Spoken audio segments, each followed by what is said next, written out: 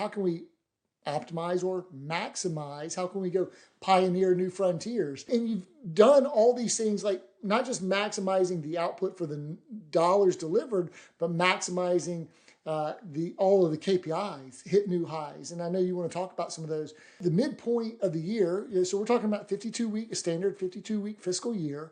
So in the first 26 weeks, I don't think we had even gotten to 130 million delivered. Right. We were like 129, maybe 129 and change. And Yep. so to look at the back half, we would have delivered now 144 or so. That's an accelerated pace to get us to 273. If I'm doing my math correctly, you can check 273 plus. And really, we could have done 274. I don't think we could have gotten to 275, but if we had delivered today. So usually, delivered and written kind of end up, ideally in a standard year, they end up neck and neck by the end of the year. But really Right. what's going to turn out for 2025 is we'll probably write 270, 271, but we're going to deliver 273 and a half. So like a $2.5, $3 million delta. And it's kind of a standard year. And really all of that took place in the back half. It really started in Q3 in July through all this work that you're talking about when you guys started kind of digging into the well and pulling more out. So our backlog is as compressed as it's ever been. Our product is going out to the customers as fast as it's ever been. So it takes a lot of like maximizing space in the distribution centers, maximizing your container orders, maximizing your labor capacity to receive the product, and then working with Riverstone, our third-party logistics partner, to make sure you have the number of trucks, and that you're not doing like 40 trucks one day, 80 the next day, like they're calibrated. Right. But really, like, talk to us about this back half, because we were not on pace. I mean, we would have done, probably about 260, but then we just kind of really accelerated the pace in the last 26 weeks. So kind of what changed? Based on the previous evaluation of 2024, and I think you just alluded to kind of how our model used to work, which was, hey, this backlog, we're not kind of happy about it. Let's go and try and deliver some more stuff. And so the process for that is, traditionally is a little cumbersome because you've obviously got to labor up in all those areas. You got to bring more memory makers into the DC potentially, but you definitely have to bring on more motor carriers. And so what we saw in 2024, and thank you for the shout out, we did have some good results in 2024, but we did see some inconsistencies in comprehension. We did see some inconsistencies in training, because it takes a little bit of time, right? So when you bring on new people, you always have that little dip of understanding, and then usually it'll take off for you. And so we said, all right, how do we eliminate the dip? How do we eliminate the backwards to have the acceleration? It really came down to training and comprehension, and consistency. And so we said, all right, how can we be more consistent with the workload for the distribution folks, for the pieces that are going on the motor carriers' trucks? And so with the help of Austin and Lee and Bob and Brian and Sophia, they looked at it a little bit different. They said, all right, what if we staff the motor carriers at each distribution center at 90%?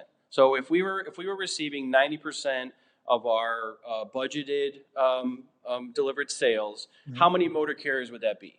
And so they kind of went through and they did the math. And so we set up each DC to have about 90% of the need. And then when we needed to, we would flex up the capacity, because the trucks technically were not quite where they wanted to be, but they had a little bit more room. And so we would flex up, but we didn't need any more motor carriers. We just added more pieces, maybe another route here, more pieces here. And then when we maximized that, we said, well, what else can we do? Oh, well, we can run a Monday. And so we sprinkled in Mondays throughout the year. And so what that gave us is this really amazing ability to flex up really, really quickly. Obviously, it gives us the ability to flex down really, really quickly, to maximize the time and the effort in those trucks, and then to use the Mondays when all those things didn't quite get us to where we wanted to go. Boom, you put a Monday on there, you go 90% capacity on those Mondays, and we've quickly reduced the backlog. we have a saying around operations that our results are a product of our acceptance. And so when we raise our level of acceptance, we can raise the ability to do things that we never thought that we could do. And so that new model for 2025 has been, I believe it's going to be the foundation for how we go and we do things in different markets. And the best example of that model for 2025 is Black Friday.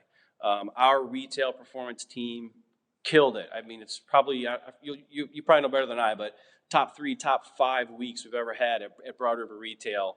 And we were seeing those tickets delivered to those customers Saturday, early of the next week. We probably haven't seen that in the past, but our ability to flex where we needed to flex and have the capacity to bring those pieces into our guests' home quicker was an amazing example. And Brian and I talked about it for days. We're like, can you believe that we just delivered tickets written on Friday, on Tuesday? I mean, it was a really amazing time for us. And then the last thing I'll say is the other huge advantage we had. So not only the things that we can control, we have an amazing partner at AFI, and their supply chain to us in 2025 was the best that we've ever seen. I mean, the pieces were getting to us as quick as possible.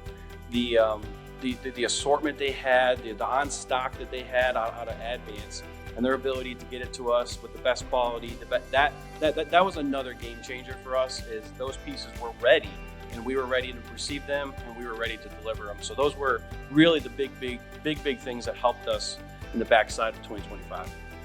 Thanks for listening to Stories from the River. To check out more episodes, visit storiesfromtheriver.com. To watch this episode, go to youtube.com/@storiesfromtheriver. Join us again next week, and remember to like, rate, and subscribe to the podcast.